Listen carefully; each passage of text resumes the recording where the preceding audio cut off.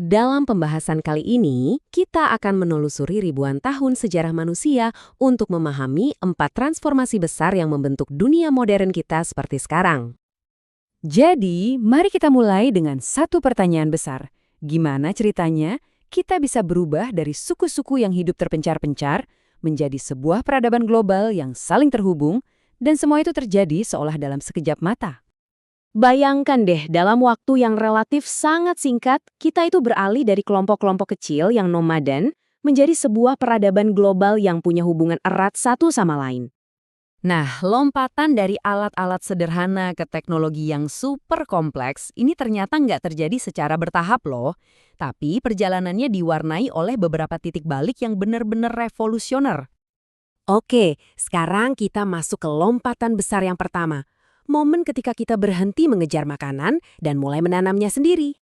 Nah, yang menarik, kita tuh sampai sekarang belum sepenuhnya tahu kenapa nenek moyang kita justru memilih kehidupan sebagai petani yang jauh lebih sulit dibanding cuma berburu dan meramu. Ini jadi salah satu misteri besar dalam sejarah. Jadi, ini tuh bukan seperti penemuan yang terjadi dalam semalam. Prosesnya lambat, bahkan mungkin nggak disengaja, tapi secara fundamental menciptakan konsep tentang rumah dan juga kepemilikan properti. Jadi begini, poin pentingnya adalah begitu kita mulai hidup menetap dalam jumlah yang besar, kita langsung dihadapkan pada masalah baru yang nggak pernah ada sebelumnya, kompleksitas. Tiba-tiba saja, para pemimpin dan pedagang harus melacak lebih banyak barang, orang, dan pajak. Jauh lebih banyak daripada yang bisa diingat oleh satu orang. Mustahil kan? Coba deh bayangkan jadi pedagang Sumeria zaman dulu. Harus mengingat setiap kendi bir yang terjual atau gaji setiap budak. Wah, itu mustahil. Dan keterbatasan inilah yang mendorong lahirnya penemuan besar berikutnya. Dan solusinya sangat revolusioner. Mereka menciptakan tulisan. Teknologi baru ini ibaratnya jadi sistem operasi bagi peradaban yang memungkinkan masyarakat seperti Mesir kuno untuk mengatur proyek-proyek raksasa. Contohnya ya, pembangunan piramida. Oke, dari situ kita lanjut ke titik balik berikutnya. Di sini, kita akan lihat gimana perangkat lunak kemanusiaan dapat pembaruan besar lagi. Tapi kali ini soal jiwa. Kalau dulu kepercayaan itu seringnya terikat sama tempat atau penguasa tertentu. Tapi kemudian muncul sebuah gagasan baru, gagasan yang sifatnya portable dan bisa dibawa kemana saja.